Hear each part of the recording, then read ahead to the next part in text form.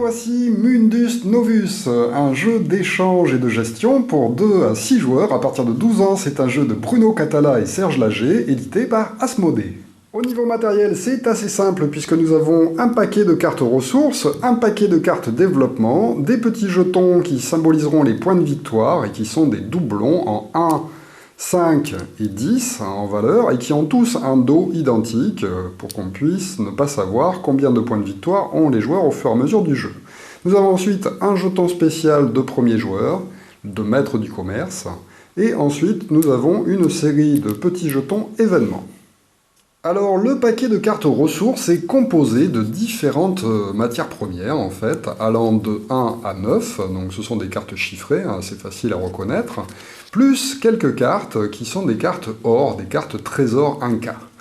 Alors, sur ces cartes, nous avons du cacao, du maïs, de la nicotine, du café, du coton, du sucre, des pommes de terre, de l'indigo et enfin de la vanille. Alors ces cartes chiffrées sont divisées en 3 grands types en fait, qui sont reconnaissables à la couleur. Les cartes marron sont les plus communes du jeu, les cartes bleues sont un peu moins communes et les cartes vertes sont les ressources les plus rares. Donc il y aura plus de chiffres 1, 2, 3 que de chiffres 7, 8, 9 dans le jeu. Pour commencer, nous allons bien mélanger donc ce paquet de cartes ressources et nous allons, après l'avoir mélangé, tirer 3 cartes que l'on va placer dans ce qu'on appelle le marché, qui va être à côté et qui présente donc 3 cartes visibles. Ensuite, on va prendre les jetons événements spéciaux, on va prendre le jeton pas d'événement, le placer au-dessus en pile des autres jetons que l'on va disposer aussi face visible au milieu du jeu. Ensuite, on va s'occuper du paquet de cartes développement. Alors, dans ces cartes, on va regarder en bas à droite et il y a parfois des chiffres de marqués. Alors, certaines cartes n'ont aucun chiffre, mais par contre, certaines ont des chiffres allant de 2 à 6 et qui correspondent au nombre de joueurs. Alors, en fonction du nombre de joueurs, nous allons retirer de ce paquet toutes les cartes qui présentent un chiffre supérieur au nombre de joueurs. Donc, si par exemple nous jouons à 4, il faudra retirer toutes les cartes présentant un 5 et un 6 dans leur coin inférieur droit. Évidemment, si on joue au maximum, c'est-à-dire à 6 joueurs, eh bien on laissera toutes les cartes et il n'y a donc pas de préparation spéciale à faire. Alors une fois qu'on a mis ces cartes de côté, on va placer les cartes développement sur le côté du jeu et on va tirer les 5 premières que l'on va placer comme ceci, face visible les unes à côté des autres, en dessous des autres. Alors une fois que ces cartes ont été retirées du jeu, on garde le paquet restant, on va bien le mélanger, le placer sur le côté du plateau de jeu. Évidemment, si on joue à 6, on utilisera toutes les cartes, il n'y a pas besoin d'en mettre de côté. Et ensuite, nous allons tirer les 5 premières cartes en les plaçant les unes à côté des autres, comme ceci, en colonne, à la vue de tous les joueurs. Enfin, le joueur le plus jeune reçoit le jeton de maître du commerce qu'il va placer devant lui, et nous sommes prêts à démarrer la partie. Nous sommes donc au XVIe siècle en Espagne, et nous sommes tous des armateurs qui faisons partie des premiers importateurs de denrées venant de ce Mundus Novus, de ce nouveau monde. Nous allons donc essayer d'affréter des caravelles afin de ramener un maximum de ces ressources en Europe afin de faire fortune. Le jeu lui-même va se dérouler en plusieurs phases, pendant lesquelles on va effectuer 4 actions spéciales. Alors à chaque tour, il y aura un événement, un approvisionnement, des échanges commerciaux et enfin une progression. On commence donc le premier tour de jeu par la phase d'événement. Alors attention, petite exception, au premier tour de jeu, justement, cette phase n'est pas effectuée. Donc on va directement passer à la phase 2, qui est la phase d'approvisionnement. À partir du deuxième tour, il ne faudra pas oublier par contre de faire cette phase événement qui est assez simple. Il suffit de regarder la liste en fait des cartes qui ont été révélées, des cartes développement. On va regarder la première carte et vérifier s'il y a un symbole dessiné sur la carte. Alors il y a certaines cartes où il n'y aura pas de symbole et parfois il y aura un symbole d'événement. On va alors prendre la pile de jetons événements, y chercher le même symbole que celui dessiné sur cette première carte et le placer au-dessus de la pile pour se rappeler que cet événement est en cours pendant toute la durée de cette manche. Alors bien sûr, il faudra lire dans le livret de règles à quoi correspond cet événement qui va donc influer sur les règles du tour en cours. Mais pour l'instant, il n'y a pas d'événement au premier tour et on va tout simplement passer à la deuxième phase qui est la phase d'approvisionnement. Il va suffire de distribuer à chaque joueur à partir de ce paquet de cartes ressources 5 cartes par personne que chacun va pouvoir consulter. Ensuite, on vérifiera si les joueurs possèdent des caravelles qui leur permettront de gagner des cartes en plus. Évidemment, au premier tour de jeu, personne n'a encore de caravelle, et donc on passe directement à la phase suivante, qui va être la phase d'échanges commerciaux. Alors, c'est le joueur qui est le maître du commerce actuel, c'est-à-dire celui qui a reçu ce jeton, en début de partie le joueur le plus jeune, qui va décider combien de cartes on va échanger lors de cette phase d'échanges commerciaux. Alors, il va regarder ses cartes en sachant qu'on va tâcher soit d'avoir des combinaisons de cartes identiques, soit des combinaisons de cartes toutes différentes les unes des autres. Donc il va choisir, donc là par exemple il pourrait dire, bon allez je vais faire un échange à 2. Et à ce moment-là, tous les autres joueurs vont être obligés d'échanger eux aussi 2 cartes. Alors il peut choisir 2, 3 ou 4 cartes au maximum pour cet échange. Tout le monde va donc choisir les 2 cartes en question, là par exemple s'il a demandé 2, va les poser face cachée devant lui, et lorsque tous les joueurs auront choisi les 2 cartes qu'ils désirent échanger, même s'ils ne sont pas d'accord et qu'ils auraient eu envie de ne pas échanger ces 2 cartes, ils sont obligés d'en choisir 2 quand même à l'échange, et bien tout le monde va ensuite pouvoir les révéler face visible. Une fois ces cartes révélées, c'est très important, on va faire le total des 2 cartes jouées par chaque joueur, et celui qui obtient le total le plus grand va devenir le nouveau maître du commerce. On place donc immédiatement le jeton maître de commerce devant le joueur qui a posé le plus de points au total de ces 2 cartes. Donc là, 12 par exemple pour ce joueur-là, qui est bien plus fort que tous les autres. Attention, en cas d'égalité, si par exemple ce joueur-là avait joué 12 aussi, qu'il y avait 2 joueurs avec le maximum, et que le maître du commerce, l'ancien maître de commerce, fait partie des joueurs qui sont à égalité pour le nouveau titre, eh bien c'est tout simplement le joueur qui possédait le titre qui va rester maître du commerce. Si jamais par contre ces 2 autres joueurs qui ont mis la plus haute valeur, eh bien c'est l'ancien maître du commerce qui va choisir à qui il donne son titre entre les 2 joueurs ayant posé le plus de points. Et c'est ce nouveau maître du commerce qui va commencer les échanges en choisissant une carte chez un autre joueur. Alors il ne peut pas récupérer ses propres cartes, il ne peut que récupérer la carte appartenant à un autre joueur. Donc par exemple, il pourrait décider de récupérer, je sais pas moi, du café chez ce joueur-là. Alors, vous pouvez le mettre directement dans votre main, mais pour simplifier un petit peu les problèmes qu'il peut y avoir à la fin de la phase d'échange, je vous conseille de les laisser plutôt face visible devant vous ou sur le côté, comme ceci, pour se rappeler les cartes que vous avez déjà récupérées. Autre possibilité pour ce joueur, à la place de prendre une carte appartenant à un autre joueur, il peut décider donc de prendre une carte quand même à un autre joueur, mais de la défausser au marché pour récupérer une des 3 cartes disponibles au marché. Donc il pourrait parfaitement décider de mettre cette carte à la place du 5 et de récupérer ce 5. Et le tour de pioche repasse au joueur à qui on a pris une carte. Donc là, il vient de se faire prendre une carte, c'est donc à lui de choisir chez les autres joueurs la carte qui l'intéresse. Il pourrait donc parfaitement décider de récupérer celle-ci et de la placer devant lui sur le côté. Il a donc pioché chez le premier joueur, c'est donc à nouveau à lui de choisir une carte quelque part ou bien de l'échanger contre une du marché. Alors attention, comme il y a eu déjà un échange entre 2 joueurs, c'est-à-dire le premier a pioché chez celui-ci et celui-ci a repioché chez le premier joueur, eh bien le premier joueur n'a pas le droit à nouveau de prendre chez lui, il va être obligé de choisir parmi les cartes des autres joueurs présents sur le jeu. Donc par exemple, il pourrait décider de récupérer, je sais pas, allez, un 6 qu'il place devant lui comme ceci. C'est donc à ce joueur-là de choisir lui aussi une carte, il pourrait décider par exemple de récupérer ce 6-là. C'est à nouveau à ce joueur-là de prendre, il va donc prendre une carte chez un autre joueur. À celui-ci de prendre, il peut décider de prendre celle-ci. À celui-ci de prendre une carte qu'il prend là. À ce joueur-là qui prend par exemple la dernière carte disponible. Et donc le tour est terminé d'échange. Alors attention, avant de récupérer les cartes qui ont été échangées dans notre main, eh bien on va vérifier que tout le monde ait reçu équitablement le même nombre de cartes. Là par exemple, ce n'est pas le cas, puisque le maître du commerce se retrouve avec 3 cartes, alors que ce joueur-là n'en a reçu qu'une seule. Ce joueur est donc lésé, et il va recevoir une carte du maître du commerce. Alors celui-ci va pouvoir prendre les cartes qu'il a récupérées et les mettre dans son jeu avant de choisir la carte qu'il va donner à ce joueur lésé. Ça peut être très bien une carte qui n'était pas proposée à l'échange. Une fois que tout le monde a reçu le même nombre de cartes, eh bien tout le monde peut récupérer ses cartes et les remettre dans son paquet personnel. On peut alors passer à la quatrième et dernière phase d'un tour, c'est-à-dire la phase de progression, celle où on va défausser des combinaisons de cartes pour gagner soit des doublons, soit des cartes de développement spéciales.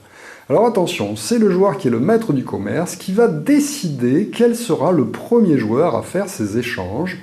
Et une fois qu'il a choisi ce joueur, on va tourner ensuite dans le sens des aiguilles d'une montre afin que tout le monde fasse sa phase de progression qui se déroule en une fois pour chaque joueur. Alors le maître du commerce peut parfaitement se choisir lui-même pour commencer, et il va donc défausser des cartes de sa main, soit en combinaison identique afin de gagner des cartes de commerce, soit en combinaison de cartes différentes pour obtenir des doublons, soit les deux. Il peut très bien mettre une première combinaison pour gagner des sous, une deuxième combinaison pour gagner une carte de commerce, ou inversement, à son choix.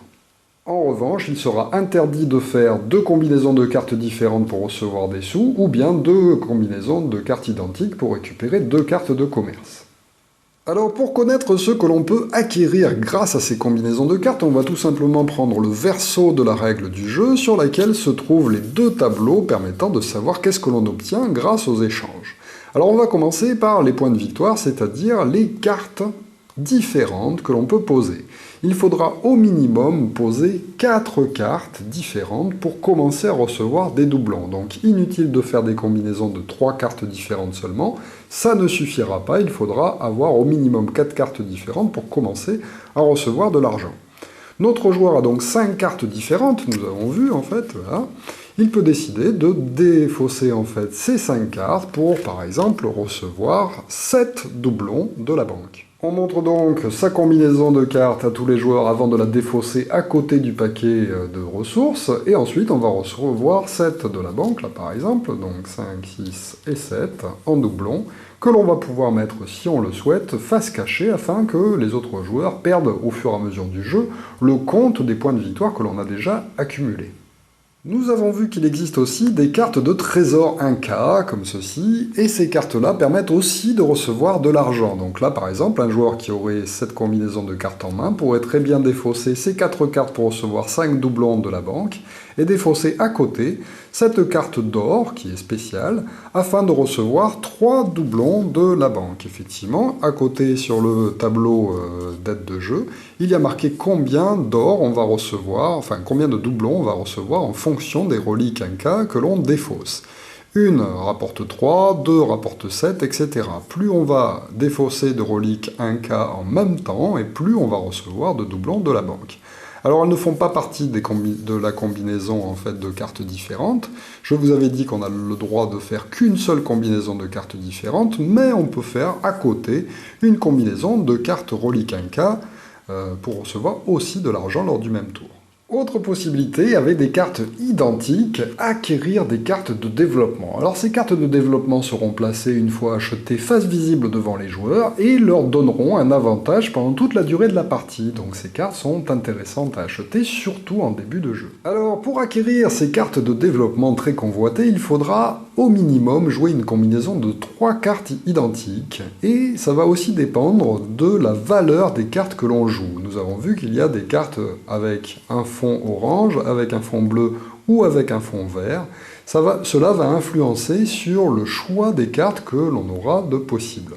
Donc par exemple, avec le minimum, c'est-à-dire 3 cartes identiques d'une valeur inférieure, donc c'est-à-dire marron, un joueur pourra récupérer la première carte de la file. Si jamais il joue 4 cartes marron, il pourra récupérer une des 3 premières cartes de la file, et s'il arrive à jouer 5 cartes marron d'un coup, il pourra choisir la carte de son choix parmi les 5 qui sont visibles.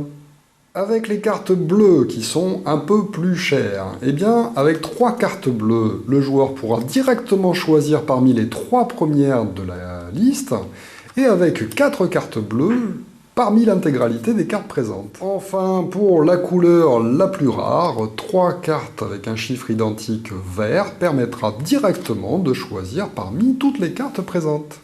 Vous aurez donc compris qu'en cours de jeu, il est inutile de faire des combinaisons de plus de 3 cartes vertes et des combinaisons de plus de 4 cartes bleues.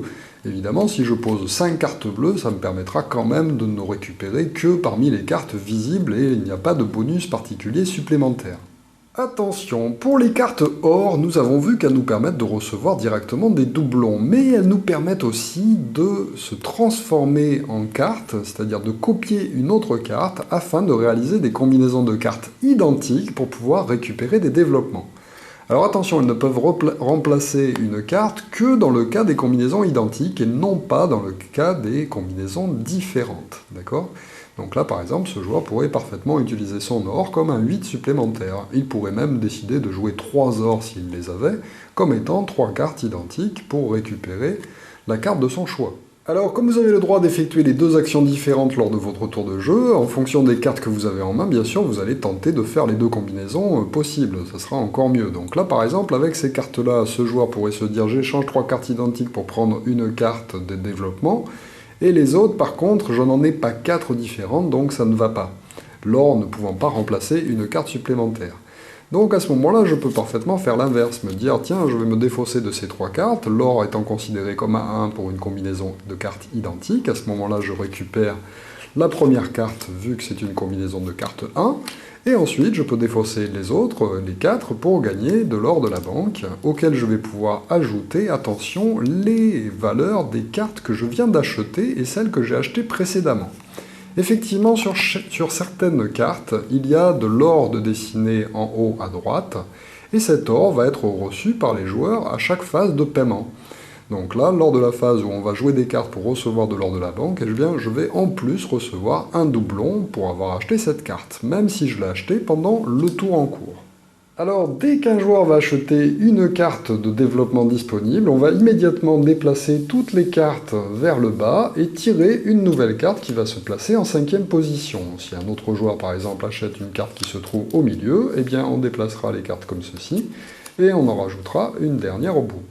Attention, une fois qu'on a fait ces échanges, donc si par exemple notre joueur échangeait ces 4 cartes pour recevoir 5 doublons de la banque, eh bien toutes les cartes qui nous restent en main vont être malheureusement défaussées à la fin de ce tour d'achat de cartes. Donc inutile d'essayer de garder des cartes de côté, vous ne pourrez pas les garder à moins que vous ayez reçu des entrepôts. Les cartes entrepôts sont en effet les seules vous permettant de garder des cartes à la fin d'une phase de progression. Donc là, par exemple, cet entrepôt me permet de ne pas défausser une des cartes que j'avais en main, je peux donc la garder pour le tour suivant. Et vous commencez à comprendre que je peux avoir plus de 5 cartes en main, puisqu'au tour d'après, on me refera une distribution de 5 cartes minimum, auxquelles pourront s'ajouter les cartes qui se trouvent déjà dans mon entrepôt. Chacun a donc fait sa phase de progression à tour de rôle. Une fois que c'est fait, plus personne ne doit avoir de cartes en main, sauf ceux qui ont des entrepôts, bien sûr. Et on est prêt pour démarrer la manche suivante. On commence donc par la phase d'événement. Donc cette fois-ci, on le fait. On regarde le premier des symboles, la première carte, voir si elle a un symbole. Si elle a un symbole d'événement, on met l'événement au-dessus. S'il n'y en a pas, on laisse le non-événement. On lit à tout le monde à quoi correspond cet événement spécial, donc là c'est les pirates qui vont un peu nous embêter si on a beaucoup de caravelles, ce qui n'est pas le cas dans cet exemple-là, mais c'est pas grave.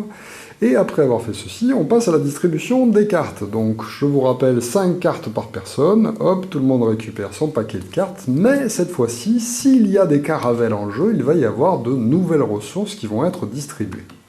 Alors, dans cet exemple-là, il y a 2 joueurs qui ont des caravelles. On va donc tirer sur le dessus du paquet autant de cartes qu'il y a de caravelles en jeu. Donc là, 2. Et ces 2 ressources vont être mises face visible au milieu du jeu afin que les joueurs possédant des caravelles les récupèrent. Alors attention, on va commencer toujours par le joueur qui a la carte la plus faible, ou la combinaison de cartes, c'est-à-dire le total de points de toutes ces caravelles, inférieur à celui des autres. Donc là, par exemple, puisque les joueurs n'ont qu'une escadre chacun d'une seule caravelle, c'est le joueur qui a le plus petit chiffre, donc la 6, qui va se servir en premier, il va choisir une des 2. Donc là, mon exemple est un peu mauvais, puisqu'il y a 2 fois la même carte, mais bon, dans le cas où c'est des cartes différentes, ça peut quand même être très sympa d'être le premier joueur à choisir. Donc il va choisir la carte de son choix en fonction des autres cartes qu'il a reçues, bien sûr, et le deuxième joueur va prendre la carte suivante dans la foulée. Autre exemple, un joueur possède 2 caravelles, l'autre n'en possède qu'une, on fait le total des 2 points, donc 13 points pour celui-ci, 8 points pour celui-là, c'est lui qui a le moins. On va donc tirer autant de cartes qu'il y a de caravelles, et attention, non pas d'escadrilles, donc là 2 et un 3, on va donc tirer 3 cartes. Ce joueur-là va être le premier à choisir la carte de son choix, et le deuxième, comme il a 2 caravelles et qu'il joue en deuxième, va récupérer tout simplement l'ensemble des cartes restantes. Alors en cas d'égalité entre deux joueurs qui ont le même nombre de points en caravelle, eh bien ce sera celui qui a la plus petite valeur sur une de ces cartes qui se servira en premier. Alors attention, il se servira pour l'ensemble de ces caravelles. Imaginons qu'il y ait 12, que ce joueur-là ait une caravelle de valeur 3 alors que l'autre, sa plus petite, est de valeur 4. Comme il a 2 caravelles, c'est lui qui se servira en premier et qui ramassera 2 cartes. Celui-ci ramassera 2 cartes ensuite, imaginons.